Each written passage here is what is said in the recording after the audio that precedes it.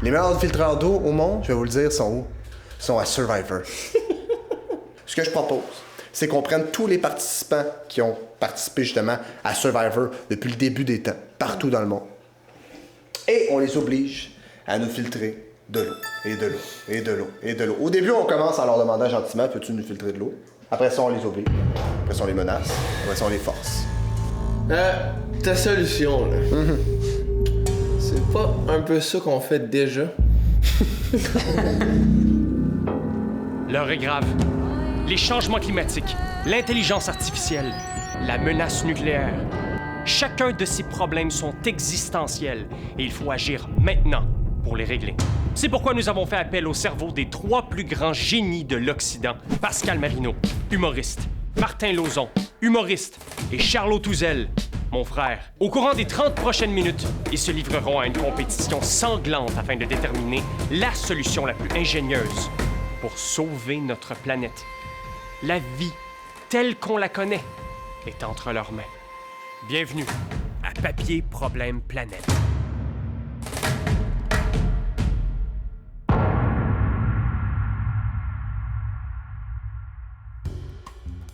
Charlot, Pascal, Martin.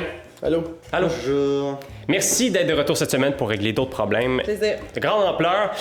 Cette semaine, le thème, c'est l'eau potable. Ouh! Crise de l'eau potable. Donc, j'ai envie de vous poser des questions sur l'eau. Oui. Il n'y en a pas beaucoup de ces questions-là, donc je vais toutes vous les poser, celles qui existent.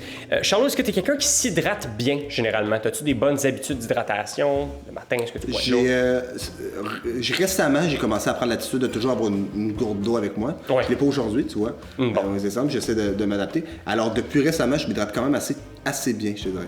Mais ça pouvait peut-être être un problème autrefois. Ouais. Pascal, Oui. toi qui pratiques beaucoup de sport, est-ce que tu aimes les activités aquatiques, les sports d'eau, comme le water polo, les affaires comme ça? Ben, mon signe astrologique, c'est poisson. Ah, Fait oui. que c'est... Of course. J'ai besoin d'autre chose. J'adore manger. Moi, je comprends pas. Martin, c'est quoi ton parc aquatique préféré? Ben, Super Aqua Club. OK, ben oui, tout à fait. Classique, c'est pas trop loin. Pas trop loin, c'est vrai. Plus que Calypso, village vacances de le quartier. Avant le quartier, j'étais allé il y a pas si longtemps avec 2 de mes amis. On a fait. On s'est trompé sur l'heure que ça fermait, puis on a fait de la route Montréal-Québec pour aller faire 3 glissades. Non! Je pense que ça finissait à 5 heures. Non, c'est 3 heures. Je vous rappelle les règles. Je sais qu'à ce stade-ci, c'est inutile parce que j'ai 3 habitués, mais je veux le faire pour les gens qui regardent nos enregistrements et les archives. 8 minutes, c'est le temps que je vous accorde pour trouver une solution à un problème de nature existentielle. Vous avez droit au matériel que je vous fournis, le papier et les crayons seulement. Après quoi, vous aurez 2 minutes pour faire une présentation, juste ici, grâce au tableau qui est là. Après quoi, je vous cède 2 minutes de questions et je serai le juge qui va vous évaluer selon la créativité de votre réponse et la qualité de votre présentation. On va commencer par un problème pas existentiel, mais personnel, pour s'échauffer, quelque chose de moins grande ampleur. Mais... Oui. Donc, un problème pour s'échauffer. Je regarde un film avec mes parents et une scène érotique explicite apparaît J'adore. à l'écran. Donc, je laisse 8 minutes pour trouver la solution Oh oui. dès maintenant. Bien, en fait, il faut savoir d'emblée que chez nous, Internet est arrivé très, très tard, OK? Parce que le bureau de mes parents était au coin de la rue. Fait que si je voulais chatter, fallait que je m'en aille de la maison. Fait que moi, je restais à la maison puis je regardais des séries avec ma mère, dont Fortier. Puis dans Fortier, il y avait des scènes de cul, il y avait des cadavres tout nus, il y avait bien des affaires. Fait que rapidement, j'ai été comme... Ma mère et moi, on en jasait, genre, on était comme ça fou dans le fond, genre, tu sais, comme... Même qu'on critiquait les angles de cam, on était comme « Ah, ça aurait pu être mieux tourné. » Le réalisme et la simplicité volontaire. Ça va être ça ma tactique pour l'emporter. Là, je commence à comprendre un peu l'aspect de compétition. Là, puis je pense que les autres vont faire « Ouh, OK, lui, il veut gagner. »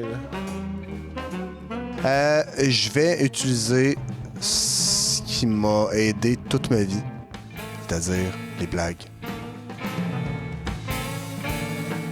Parfait, le temps est écoulé.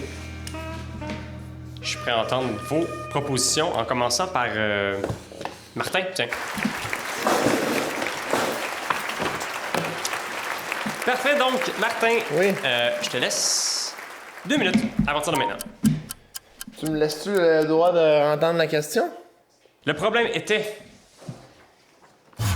Je regarde un film avec mes parents et une scène érotique explicite apparaît à l'écran.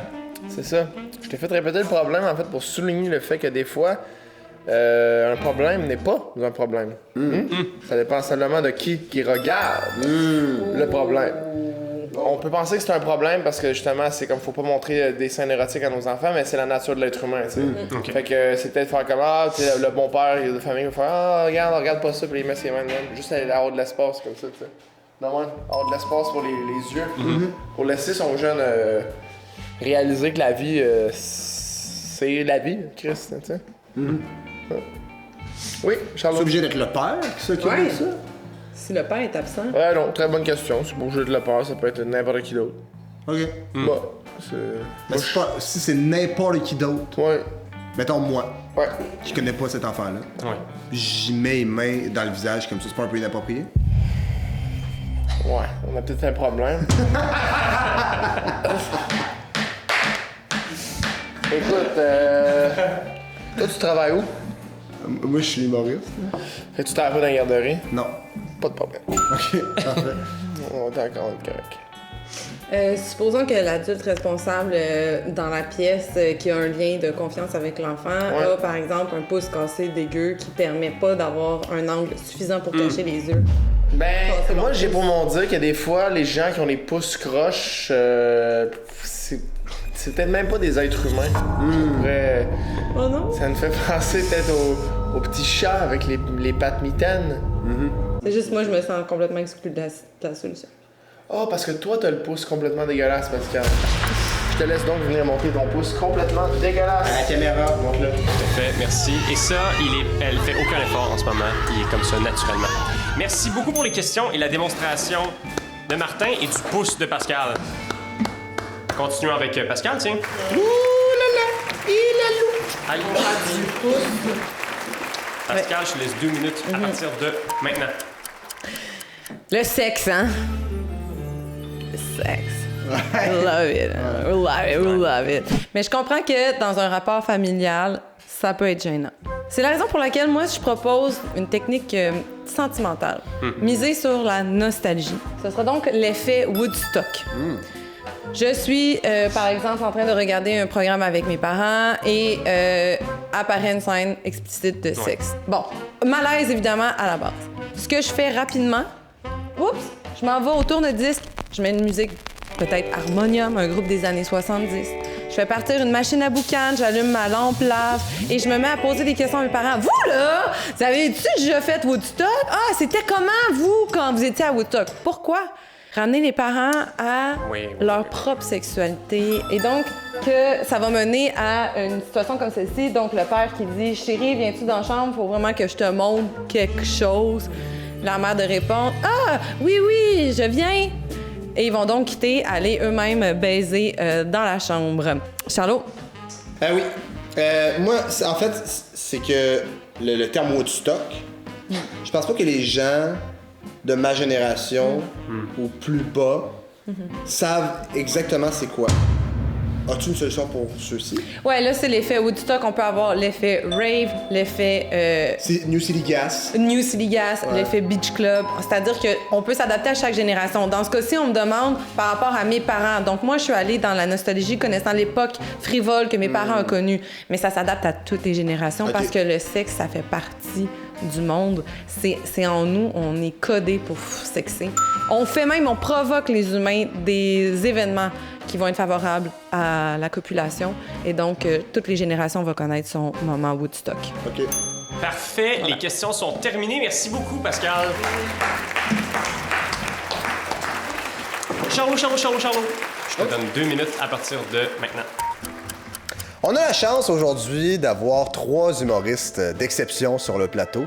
Et vous serez d'accord avec moi qu'on a probablement utilisé l'humour toute notre vie pour se sortir de situations embarrassantes. N'est-ce pas? Vrai. D'accord. C'est vrai. Donc, ce que je propose, c'est mes talents d'auteur, mais je pourrais aussi faire appel à vous, mes chers amis humoristes, pour créer ce qu'on appellerait le livre 1001 jokes pour détendre l'atmosphère dans la situation où tu regardes une scène de sexe dans un film et que tes parents sont avec toi pour les nuls. OK? J'ai quelques petits exemples de blagues ici que tu pourrais dire lorsque ça arrive. Donc, par exemple, s'il y a une scène de sexe, tu pourrais dire une fois que la scène est finie, pouvez-vous reculer ce bout-là? J'ai pas compris. Ah, je niaise. C'est important le ah, je niaise, parce qu'on veut pas que les parents pensent que c'est vrai que tu vas reculer. J'ai pas compris. Ouais, je comprends. Exactement. Je savais pas que grand-maman était rendue actrice. Mais visiblement, grand-maman est pas dans le film. À l'école, on a fait cette scène-là dans la troupe de théâtre. Fait que ça, c'est un exemple de joke que tu pourrais faire, puis qui se retrouverait probablement dans le livre. Mais évidemment, là, il y en a 1, 2, 3, 4, 5. Fait qu'il y en a 996 autres. Merci beaucoup, Charlot. Je suis prêt à passer aux questions. 2 minutes. Si on t'aide à écrire le livre, est-ce qu'on va avoir notre nom en arrière? Oui? Ok, cool. Mais ça veut donc dire aussi que l'enfant doit être d'âge assez mature pour savoir lire.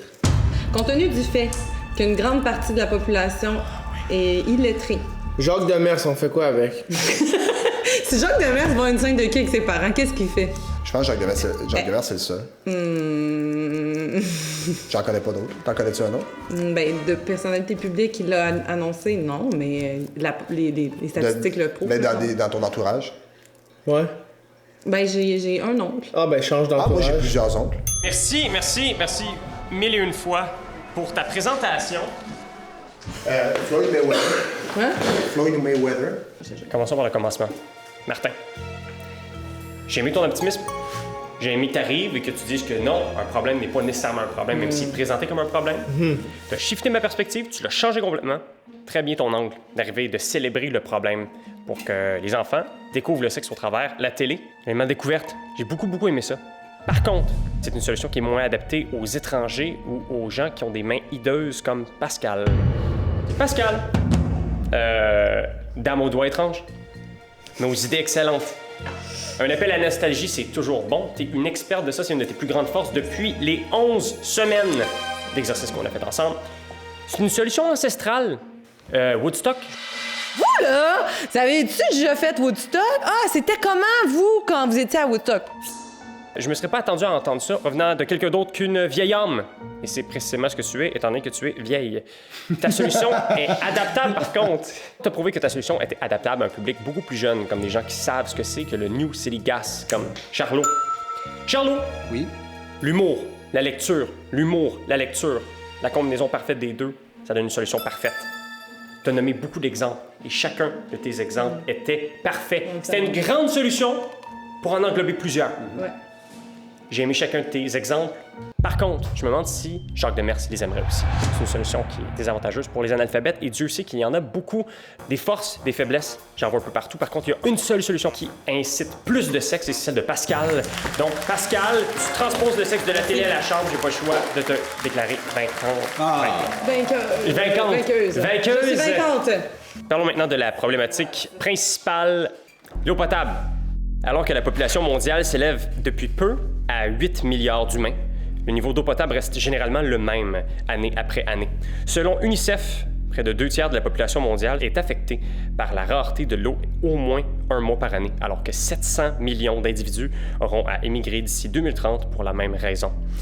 Le problème a plusieurs causes, il est donc difficile à régler.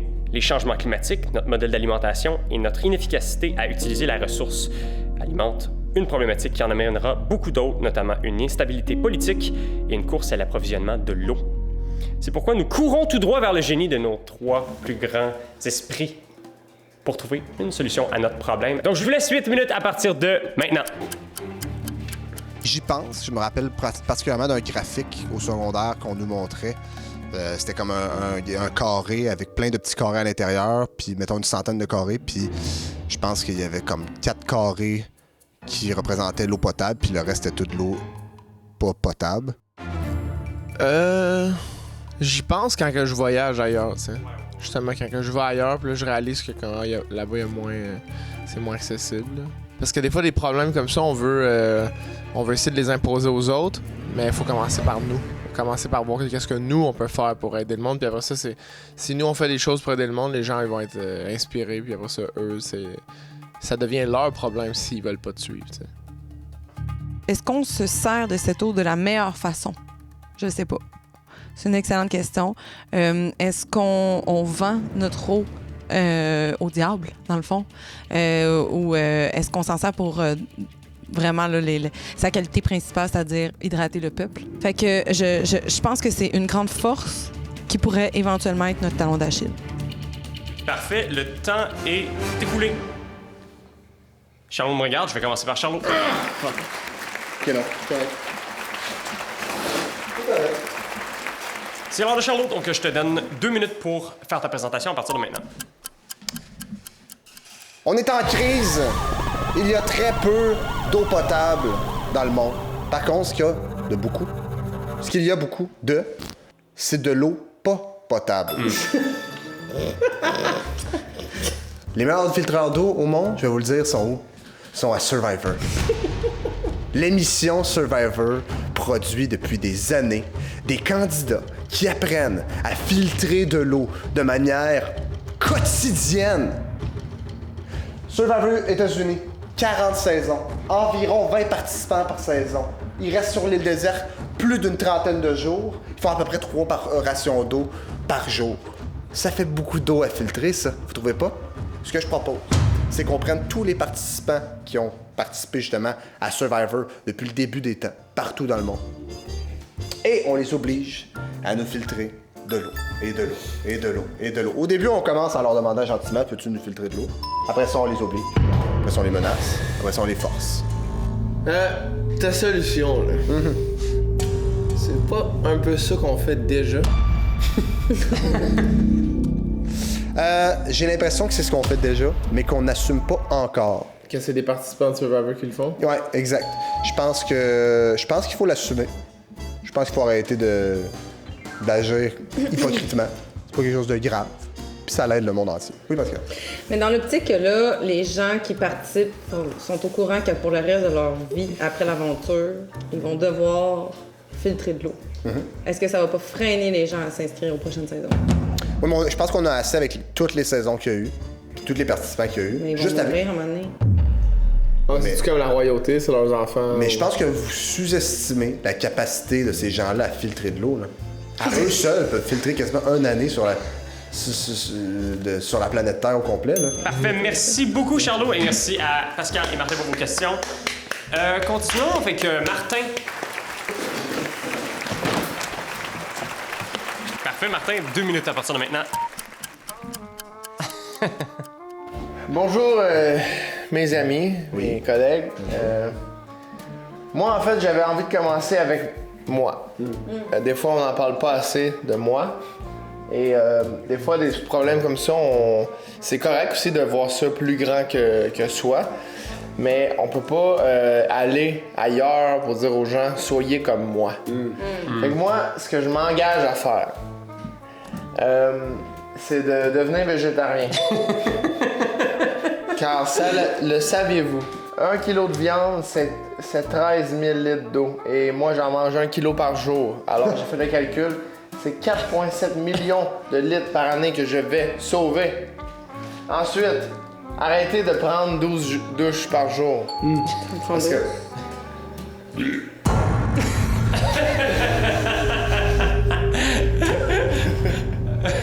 Oui, ben je prends plusieurs douches parce que je trouve que c'est important d'être propre, mais là, c'est quasiment à dire que j'exagère. Et ensuite, tout simplement, moi j'ai des parts à la bourse chez Nestlé et Naya. Puis ça, ils font de l'argent, ils privatisent l'eau. Puis moi j'étais comme, tu sais, dans le fond, c'est eux le problème. Mais c'est pas tant Nestlé le problème, eux ils voient une façon de faire. C'est à moi d'arrêter de. Parce que je fais beaucoup, tu sais, moi au départ j'ai mis 25$, puis là ça vaut 50 000 mon 25$ que j'ai mis au départ. T'sais. Là j'en mets à tous les mois. Mais tu comprenais? Fait que je vais peut-être tout vendre les parts. Mais Nestlé, là, Ouais. c'est du thé glacé. Ils font tout Nestlé. C'est un petit gros empire du sacrement. Ah ouais?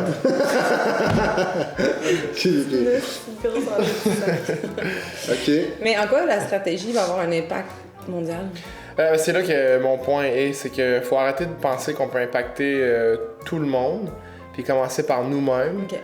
Parce que des fois, c'est en mettant ça de côté qu'on peut réaliser des belles affaires, des grandes choses par nous-mêmes. Tu sais, si je suis en train de fermer les yeux en ce moment, Pascal, je te dis, t'es où en ce moment? À la plage. Bon, tu vois, ouvre tes yeux, t'es pas à la plage. Ah, OK. Vois-tu? Tu comprends-tu ce que je veux dire? J'étais sûre que j'étais à la plage, je me réveille, je suis pas à la plage. C'est ce qu'on appelle le pouvoir du moi. C'est voyons, Pavlov qui... c'est Pavlov? Pavlov qui vendait ses parts chez Nestlé. Mais considérant que le corps humain est composé à quand même 70% d'eau, Oui, j'ai jamais dit d'arrêter d'en boire. Hein. est-ce qu'il y a moyen de faire une économie là? Et qu'est-ce que tu vas faire, toi, pour économiser sur le 70% que tu as dans ton corps? Mais ça, Pascal, je peux rien changer, ça. Parfait! Ok, les questions sont terminées. C'est ma merci. nature. C'est ce qui je suis, moi. Mais c'est du génie, là, bravo, la conscience. Parfait, donc je te laisse 2 minutes à partir de maintenant. Peut-être que la solution de l'eau potable n'est pas devant nos yeux, mais dedans nos oreilles. Glissade d'eau, qu'est-ce qui se passe automatiquement à la fin d'une journée? Nos oreilles sont pleines d'eau. Oui, Martin. Oui. Très fort, Martin. Ça, c'est du gaspillage. Pourquoi pas faire avec ça? Hein? Comprenez-vous? Alors, moi, ce que je propose, c'est l'ultime glissade d'eau. Celle qui fait qu'au bout, on trouve un filtre gigantesque qui va récupérer l'eau des oreilles, qui va se filtrer et s'accumuler dans un gigantesque réservoir d'eau potable. C'est une solution qui non seulement est simple, devant nous, accessible, elle est recyclable, réutilisable. Et j'ai d'ailleurs l'honneur de vous annoncer que j'ai déjà un partenariat avec Club Piscine Repentigny qui vont faire un format glissade d'eau pour les piscines creusées de banlieue, hein, pour les gens qui vont pas, par exemple, dans les super aquaclubs, qui ont une petite gêne. Ce qui fait que même si on est agoraphobe, on peut quand même aider à la planète. L'autre aspect aussi, c'est que plus on vieillit, plus nos oreilles grandissent. Donc, on n'exclut pas les personnes âgées de la société, même au contraire, elles deviennent de super-héros. Je te laisse 15 secondes de plus si tu nous montes tes oreilles. T'as raison. Oh! Moi, je pense pas que t'es vieille, Pascal. Moi non plus. Non? C'est la science qui dit.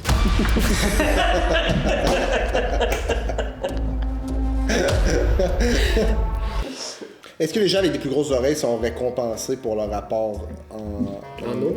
Sincèrement, ça peut être une option. On en a parlé avec le piscine. Pour l'instant, on est à l'étape où on a envie d'inclure le plus de gens possible dans notre projet. Mais c'est sûr que les plus grands donateurs seront reconnus, assurément, un peu comme un Patreon. Parfait, merci beaucoup pour Tout orifice sera ces corrigé. questions. Moi, en plus. Charlot, Oui. appel à la culture. Survivor.